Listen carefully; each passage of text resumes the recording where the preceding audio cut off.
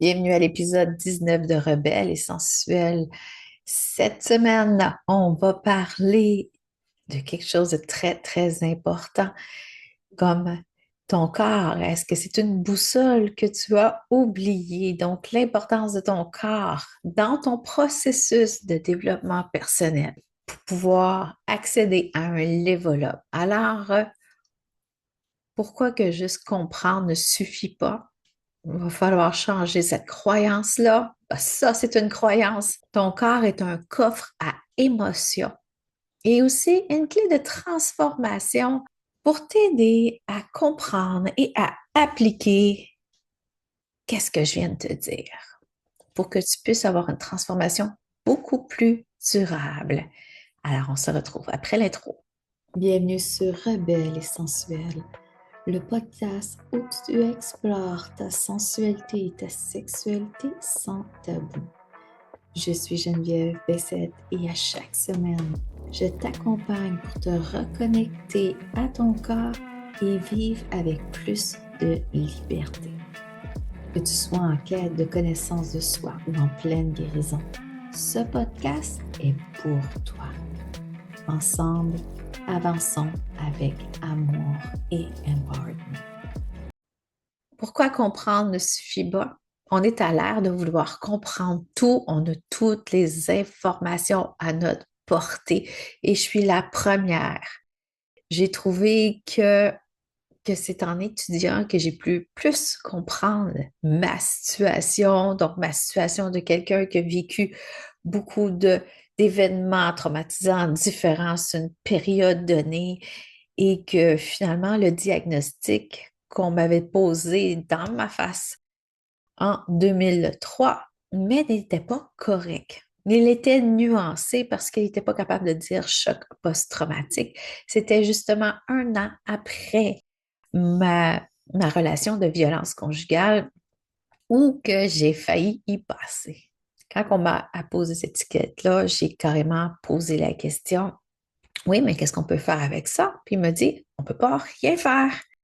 Et c'est à partir de ce moment-là que j'ai été en quête d'informations et encore aujourd'hui pour pouvoir justement accéder à ce level-up. Alors, mon meilleur outil que j'ai trouvé au courant de ces années de recherche, donc entre 2003 puis 2025, c'est quand même 22 ans, ben, c'est tout le travail sur le corps. J'avais déjà fait ma formation. J'avais-tu? Oui, j'avais terminé ma formation en massothérapie à ce moment-là. Et oui, j'avais eu un premier contact avec le corps. Le corps, pas comme le fait que c'était quelque chose à régler. Souvent dans le mindset des gens qui vont en massothérapie, je vais aller régler quelque chose. Au lieu de je vais prendre le temps de prendre contact avec moi pour savoir qu'est-ce qui se passe. Il y a une grosse, grosse nuance, on pourrait dire que ce serait les deux opposés. Alors, dans ce cheminement-là, j'ai appris tranquillement à avoir un peu plus de douceur envers moi, ce qui n'était pas ma réalité pendant plusieurs années quand j'étais plus jeune. Et aussi, je parle souvent de ça quand j'ai fait mon cours de yoga. Ben, je pratiquais quand même le yoga, pas dans un but de performance, mais c'était mon moyen de me connecter. Donc, c'était quelque chose de super naturel pour moi d'aller faire ma formation de professeur de yoga pour deux raisons. Un, m'obliger à pratiquer plus souvent. Alors, quand que tu prends une décision en lien avec l'extérieur, ce n'est pas toujours la meilleure, mais aussi, c'était du yoga True Mind Form et mon désir profond d'aider les gens qui ont passé par où je suis passée, ben, c'était très, très important pour moi. Et là, en comprenant beaucoup de choses, et puisque la formation était aux États-Unis, autant qui ont des valeurs qu'on ne discutera pas, mais autant aussi que sont très, très avancés au niveau de la santé mentale et tout ça. Et j'ai trouvé que c'était une belle porte pour moi pour mieux comprendre qu'est-ce que je vivais et qu'est-ce que les gens alentour de moi vivent. Alors, ce contact-là avec le corps, ralentir la respiration, maintenir des postures longtemps, parce que ce n'est pas dans un flot qu'on va apprendre à s'introspecter, on fait juste apprendre à améliorer son équilibre, ta posture, tandis que quand on ralentit, on laisse place aussi au ressenti. Alors, on n'est pas obligé d'être sur un tapis de yoga pour pouvoir ressentir, mais qu'est-ce qui est important, c'est de savoir respirer, de savoir, OK, ces tensions-là, est-ce qu'elles étaient là avant? Et qu'est-ce qu'elles veulent dire? Parce que le corps et la tête ne parlent pas le même langage. Même si en théorie polyvagale, la voie entre le corps et la tête est 80% des informations qui se traitent de cette façon-là, on ressent quelque chose, ça s'envoie au cerveau et seulement 20% du cerveau à ton corps. On voit bien que la connexion tête et corps, elle est extrêmement importante, mais je dirais corps en premier, tête par la suite. Il ne suffit pas de chercher à comprendre parce que tu comprends avec ton néocortex, mais ton bulbe rachidien avec tes réactions de survie. Donc, figer, fuir et se battre, faire plaisir, je pense plus que c'est pour la jante humaine aussi. Donc, c'est à ce moment-là que qu'est-ce qui est important, c'est que comprendre ne suffit pas, il faut arrêter de se mettre ça dans la tête. Ça peut te donner une raison. Qu'est-ce que ton néocortex y fait? C'est qu'il va faire justement une histoire pour qu'il y ait un bon puis un méchant pour que ça soit accommodant pour toi. Mais est-ce que c'est réellement qu'est-ce que ton corps a ressenti? Ça, ce n'est pas vrai. Pas tout le temps.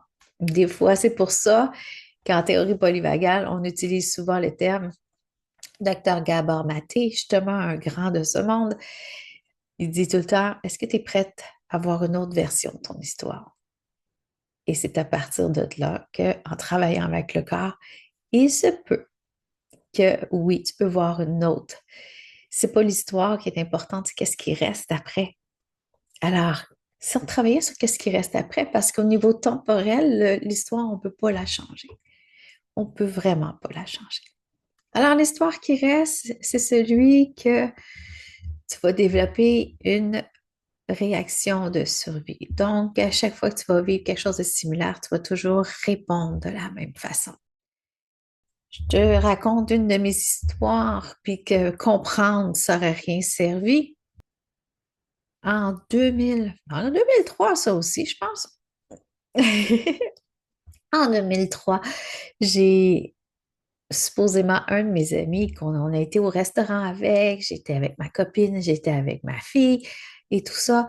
Et, il avait tendance à lever le coude un petit peu. Puis il a décidé de, OK, tu sais, dont on allait fêter nos 5 mois, je pense, ensemble. Et là, on a rentré dans le restaurant, on s'est assis, puis à un moment donné, il m'a regardé, puis il m'a dit, t'as pas le droit d'être avec elle. Et il s'est levé, puis il m'a étranglé en plein restaurant. Personne n'est venu à mon aide. Alors, je pourrais dire que la situation n'a pas été facile. Et étant donné que je pouvais beaucoup dissocier des sensations de mon corps et aussi, c'est-à-dire me couper de mes émotions, donc ma réaction de survie a été, tu me lâches. Je ne pouvais pas me laisser faire devant ma copine et devant ma fille. Il a fallu que je répète plusieurs fois, comme je te dis, il n'y a personne qui est venu à mon aide. Et il a fini par me lâcher. Le bout de l'histoire qui me manque, c'est je ne me rappelle pas si il est parti tout de suite ou il a terminé de manger avec nous. Par contre, qu'est-ce qui est resté dans mon corps à ce moment-là? Je ne pouvais pas changer l'histoire que lui m'a étranglé en plein restaurant. Même si je raconte ça aux gens, le monde trouve ça comme une aberration. Oui, c'en est une. Mais par exemple, je ne pouvais plus supporter quelqu'un qui approche la main de ma gorge pendant des années. Des fois, encore aujourd'hui, quand je suis fatiguée et que que je trouve moins compétente à réagir à une situation, ça se peut que ça devienne fragile, mais il a fallu y travailler. Et j'avais commencé aussi en 2008, donc 5 ans plus tard, à faire des cours d'arts martiaux. J'avais déjà fait des arts martiaux dans le passé, tout ça. Et le professeur, sachant ça, puis en plus, ça a été un client aussi en massothérapie à ce moment-là, on a travaillé tranquillement et, il me prévenait avant, OK, je m'approche ma main de ta gorge. Et on a désensibilisé tranquillement pour que je puisse capable d'avoir accès à ma gorge. Est-ce que c'est une histoire que j'aurais pu euh, changer mes croyances limitantes pour changer la donnée? Non. Alors, c'est pour ça que j'ai trouvé beaucoup plus important de travailler, oui, même si on est à l'ère des croyances limitantes et tout ça, c'est pour ça que j'ai décidé de travailler avec le corps parce que ça avait un meilleur effet sur moi. Alors, ma gorge, elle se porte mieux aujourd'hui. Des fois, oui, chaque ras de la gorge a un petit peu de misère, mais surtout la dernière année, quand j'ai dû statuer que, bon, mon nouveau, euh, mon nouveau target était sur la sensualité. Oh, OK, là, j'allais réveiller des choses beaucoup plus loin. Et, ben, mais mon histoire de gorge, il a fallu que je parle un autre langage et que je passe par un autre chemin pour pouvoir justement libérer tout ça. Alors, deuxième point, ton corps, ton coffre à émotions. Comment et où les émotions s'incrustent dans le corps. Avec 19 ans de pratique, j'ai décelé qu'il y avait 4 zones en particulier. Il y a aussi d'autres chartes, d'autres théories, tout ça, c'est bien correct, mais moi, je parle avec mes études cliniques à moi, des gens que j'ai eus en dessous de mes mains et que j'ai pu analyser. Donc, alors j'ai découvert qu'il y avait 4 zones en particulier. Donc, une zone que que j'ai travaillé beaucoup, beaucoup, beaucoup en massage, ça a été le cou. Le cou, c'est pas juste masser en arrière, mais qu'est-ce qui se cache en dessous? Ben, on a aussi un serrement de la mâchoire et aussi une traction aussi. Donc, ici, tu as le chakra de la gorge. Ici, c'est comme, oui, ça sert à mâcher, mais quand tu es en colère aussi, c'est ça. Ça barre, bruxisme. Et tout ça, lui, il fait juste subir en arrière que tout est avancé en avant et moi, je veux me retenir. Donc, la colère se situe au niveau du cou et des épaules. Donc, c'est à ce moment-là que, hmm, qu'est-ce qu'on fait dans ce temps-là? Donc, comme je te dis, si on change les croyances d'être en colère, ça ne changera pas ton bruxisme. Combien de personnes pètent des plaques occlusales et que les dentistes, ils font juste pallier à la demande. Deuxième, donc au niveau de la poitrine. Donc, quand tu redresses les épaules, tu prends plus ta place, alors que la honte, le fait d'être invisible, alors c'est ça. Fait que, donc, tu as moins de capacité respiratoire, tu refermes ton cœur, tu as été blessé, donc la honte habite beaucoup au niveau de ta poitrine. Les intestins, le stress et la digestion ne sont pas amis. Donc, stress, anxiété. Donc, si tu es très stressé, tu vas avoir une moins bonne gestion. Et au niveau des hanches, La majorité des gens qui ont vécu des abus sexuels vont se sentir coupables parce que l'agresseur, il dit que c'est ta faute. Tu n'aurais pas dû te promener en culotte devant moi, ta robe était trop courte, tout est trop belle et tout ça. Ou même au niveau des hommes, il y a des hommes qui se font agresser sexuellement, peut-être parce qu'ils sont jeunes, parce que oh, c'est un style de jeu et tout ça. Donc, ils se sentent coupables et certains se sentent coupables d'avoir vécu du plaisir. Donc, la culpabilité. Alors, c'est les ondes qui se répercutent dans ton corps. Et qu'est-ce que ça fait? C'est que dans, dans le cycle, je vais essayer de te résumer ça très vite. Quand tu reçois une information, c'est un stimuli et ton, ça fait une sensation à ton corps. Alors, quand ça fait une sensation dans ton corps, souvent, on l'ignore. Mais souvent, on peut être à l'affût parce que c'est un ressenti-là qui crée une émotion. Et au fur et à mesure qu'il reçoit du stimuli à cette place-là, mais ça va rendre beaucoup plus fragile cette région-là parce que tu ne l'as pas exprimé, tu as été seul, tu n'as pas été soutenu dans cette situation-là. Alors, qu'est-ce qui arrive? Ben, ça reste en dedans parce que ton fascia, qui est une éponge, donc c'est ton tissu émotionnel, emmagasine et emmagasine. Imagine-toi ton sac à dos, tu emmagasines en magazine, tu vas voir que à un moment donné, ça fait lourd dans le corps. Et ton fascia, il recouvre tous tes muscles, toutes tes veines, tes artères, tes organes. Alors, avec la tension, ça se rigidifie et là, tu as beaucoup moins d'amplitude de mouvement et ça modifie beaucoup au niveau de ta posture en général. C'est pour ça qu'on peut lire une personnalité à travers la posture que la personne. Alors, c'est pour ça que avec le massage avant que je faisais, maintenant un massage beaucoup plus sensoriel, mais je viens jouer avec ces fascias-là pour libérer des vieilles émotions, pour redonner aussi du mouvement dans ton corps. Alors, tu vois bien que si on ne traite pas tes émotions emprisonnées dans le corps, ça va faire des douleurs chroniques, des tensions musculaires, une fatigue inexpliquée parce que là, il n'y a plus d'énergie qui circule. Parce que dans ton corps, c'est un contenant, donc il est rigide, matériel. Mais l'énergie, elle est fluide, elle a besoin d'un corps fluide pour bien circuler. C'est pour ça que prendre conscience de ces tensions, alors reconnecter aussi, pas penser que quand tu vas avoir reconnaître tes douleurs seulement quand tu as très mal.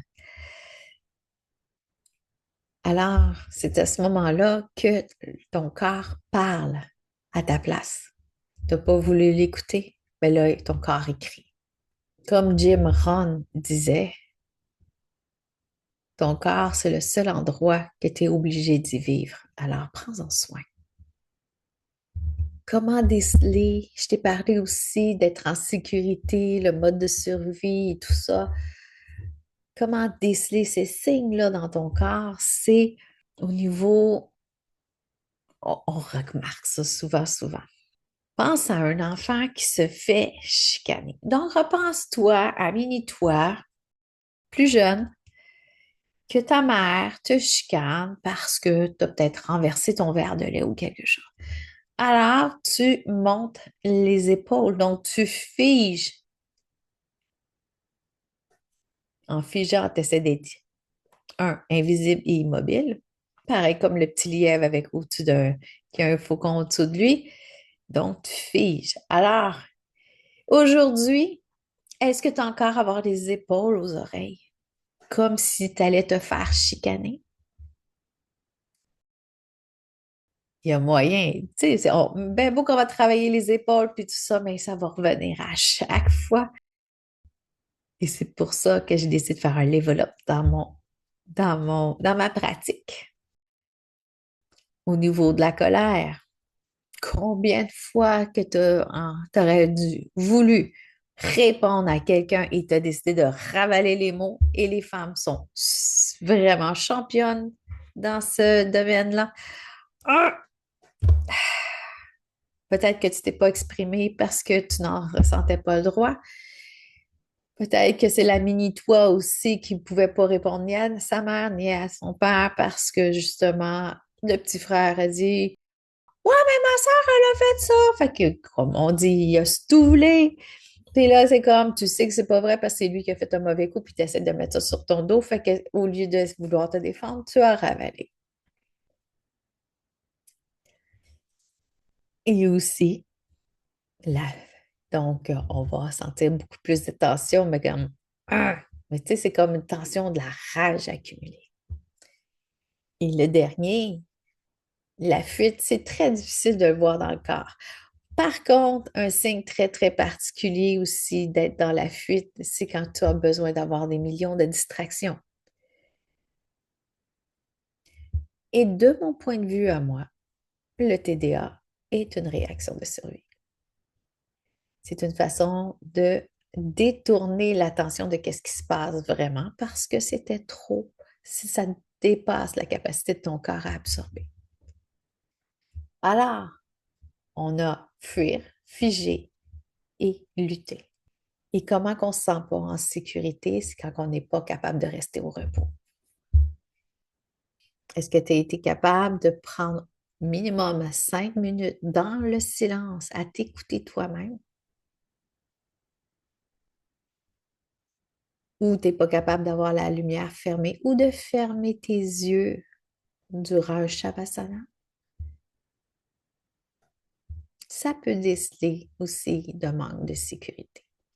Peut-être que tu n'étais pas dans un environnement en conséquence ou que tu avais un environnement hostile quand tu étais plus jeune. Tu ne savais pas où les coups allaient venir. Si tu entendais la porte, puis pas que ton père arrivait, dans quel état il était. Ça a un gros impact de ne pas se sentir en sécurité. Alors, ça a toutes des répercussions dans ton corps. Et ces histoires-là, comme je t'ai dit, tu ne peux pas les changer, mais ton corps est un outil incroyable. Un, pour te dire qu'est-ce qui se passe. Deux, les attentions spécifiques qu'il a besoin de désamorcer la bombe par le corps et non par la tête. Alors, tu vois bien à la lumière de tout ce que je t'ai dit que ta clé de transformation, c'est ta connexion sensorielle à ton corps. Donc, te rebrancher à tes ressentis. Il est impératif de ressentir au lieu d'analyser pour sortir de tes patterns. Une autre histoire que j'ai à te raconter là-dessus, c'est combien de journaux que j'ai écrit. Il y a ça qui fonctionne pas, il y a ça qui fonctionne pas. Oui, je le comprends. Et là, que tu te rends compte des mois plus tard, des années plus tard, c'est pas quelque chose que j'avais déjà pensé, j'avais déjà écrit. Mais en l'écrivant, mais ça a-tu changé quelque chose? Pas du tout. C'est à ce moment-là que la connexion sensorielle, c'est comme, OK, quel feeling ça fait en dedans? Est-ce que je me donne le droit de mériter quelque chose? Est-ce que je me donne le droit de faire qu'est-ce qu'il faut pour subvenir à mes besoins? Est-ce que je me donne le droit de prendre soin de mes besoins? Et comment le faire? Alors, la connexion sensorielle, c'est te dire stop avant que ta batterie soit vide, ne pas dépasser tes limites. C'est apprendre à respecter la relation avec toi-même. Quand que tu devenir plus connecté en son corps, mais ça va t'aider justement à t'affirmer davantage. Wow, tu as dépassé une limite. Ah non, c'est pas qu'est-ce que je pense. Donc, tu vas sortir de vouloir faire plaisir. Faire plaisir aussi, une réaction de survie. Quand que tu vas te mettre de côté ou te rendre invisible pour faire du level up les autres. C'est une façon de. Alors, ce n'est qu'avec le ressenti que tu vas pouvoir dire, ouais, je pense qu'encore je suis tombée dans le panneau. Je pense que j'ai fait plaisir encore. Quel signal que j'ai pas respecté, Je vais faire plus attention la prochaine fois. Je vais être plus à l'écoute. Alors, comme je viens de te démontrer, une présence corporelle est très importante. Mais bien beau avoir une présence à soi, mais il y a aussi le pouvoir du toucher parce que ta tête a aucune conception de ton corps. Mais pour prendre soin de ton corps et avoir cette conscience corporelle-là, que tu existes pour de vrai et non dans le regard des autres, mais le pouvoir du toucher, le pouvoir de libérer, c'est très, très important. Parce qu'apprendre à te toucher, il y a peut-être même des endroits que tu ne voudras même pas toucher parce qu'il y en a beaucoup que, ah, le ventre, j'aime pas mon ventre, pourtant il a enfanté. Ou il y a des problèmes digestifs. Il y a peut-être certaines régions de ton corps, tu ne voudrais pas qu'on touche, mais apprends à le toucher toi-même, à te refamiliariser avec ces sensations-là et être juste à l'écoute de qu'est-ce qui remonte chez toi. Parce que ton corps se souvient, ta tête, elle pense beaucoup de choses, elle peut se créer des histoires, mais ton corps se souvient. Alors laisse ton corps exprimer qu'est-ce qu'il a envie de te dire. Parce que toute sensation veut être vue, entendue, être reconnue. Ça ne veut pas dire que chaque chose qui va te remonter, qu'il va falloir que tu analyses, tu décortiques, tu dis d'où c'est que ça vient, tout ça. Tu peux le faire accompagner aussi. Je t'accompagne dans ce type de processus-là d'éveil à ton corps, d'éveil à tes sensations, d'éveil à tes cinq sens. Cinq sens, le plaisir des cinq sens et la sensualité. Donc, se redonner la permission d'avoir du plaisir. C'est pas parce que tu vieillis que ton cœur doit mourir. Et ça, il y a une citation dans mon film préféré de Breakfast Club. When you grow up, your heart dies. Tu peux pas grandir. Mais c'est peut-être cette croyance-là qu'on a faite que plus qu'on vieillit, plus qu'on accumule de choses, plus qu'on se coupe de notre corps et plus qu'on accumule des mots, donc des MAUX, des douleurs, des tensions. C'est normal. Ils disent, ah, quand on vieillit, on a mal partout. Tu verras ça quand tu seras plus vieille. Quand on vieillit, on a traîné toute notre histoire avec nous. Et c'est ça qui fait mal. Tu peux avoir plus des problèmes, oui, mécaniques, mais beaucoup, c'est ton fardeau émotionnel que tu traînes encore dans toutes les cellules de ton corps. Alors, ton corps peut devenir un allié beaucoup plus qu'un sac comme pour toi, avec ce que je viens de te mentionner.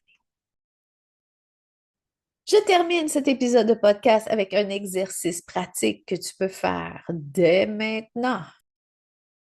Alors, assis-toi, pas nécessairement en silence si tu ne sens pas en sécurité, ou couche-toi et essaie d'imaginer comme s'il y avait un miroir au-dessus de toi ou devant toi, si tu es assis ou couché, et fais le scan de ton corps. Qu'est-ce qu'elle dit, ta tête? Tes yeux, ton nez, ta bouche, tes cheveux, ton cou, tes épaules, tes bras, ton ventre et jusqu'au bout de tes orteils. Quelle histoire ton corps a à raconter? Et ça, c'est un des exercices de mon programme Boost son amour de toi avec Sexiness.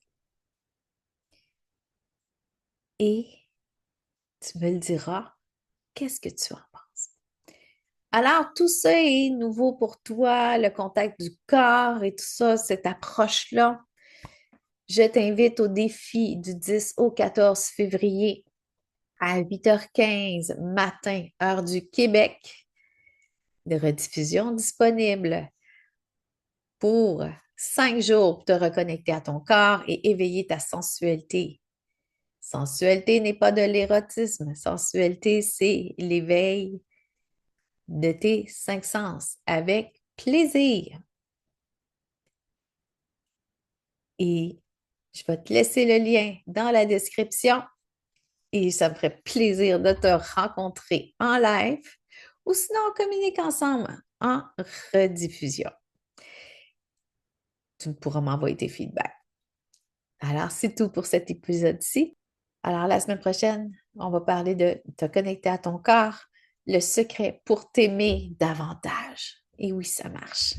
Alors, on se retrouve la semaine prochaine. Merci d'avoir écouté Rebelle et sensuelle jusqu'à la fin. J'espère que cet épisode t'a apporté douceur et clarté. Abonne-toi pour ne rien manquer. Et si ça t'a plu, partage-le dans tes stories en me taguant à genevièvebessette.coach. Je te retrouve la semaine prochaine pour un nouvel épisode où nous poursuivrons ensemble ce beau chemin vers ta liberté intérieure. À très bientôt.